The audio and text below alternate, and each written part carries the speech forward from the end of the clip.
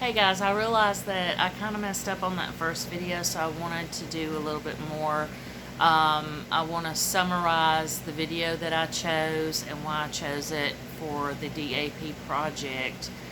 The developmental appropriateness practices deals with socialism or the social aspect of education. And so when we look at this video, you will see that there is one little boy who is dealing with learning how to handle social interactions. In the beginning of the video, we see him possibly with a father, and the father's kind of working with him a little bit. Later, the little boy is at school, and he is being coaxed to tap a little girl in front of him on her shoulder, and the teacher goes, just touch your shoulder, and kind of guides his hand. And then they are in the classroom, and they are working on some stuff, playing with toys, and one of the teachers does this little tapping on the chest to another child, and that child in turn tells the boy, my turn. And this is a way for them to when they see the teacher doing that, the teacher gets the attention and does this. It's a signal for that child, kind of like, instead of saying words, kind of like I would think of it as sign language in a way, to capture the attention, not just hearing it. And I think that was very profound for me, because it was more than just verbal words. It's like seeing the word, I guess. Maybe thinking of it in your mind, in your head, like the pictures come up.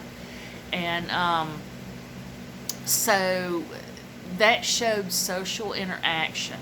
And this video had a lot to do with the social concept, or the social skills setting. Also, later on in the video, there were other children that were quite a bit younger, and they discussed the aspect of emotional learning.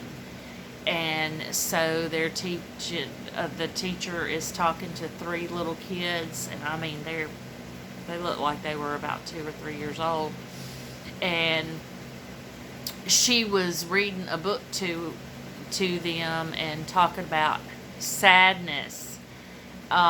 This is very important, because children with autism don't always know how to express their emotions.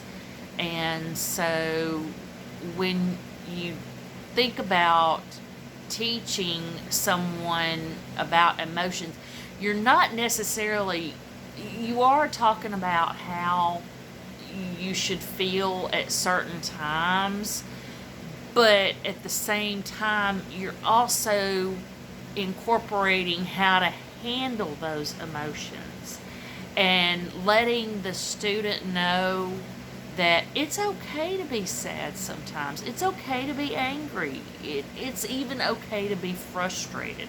You just have to know how to handle those situations. And I'm guessing by reading the book, she was trying to explain,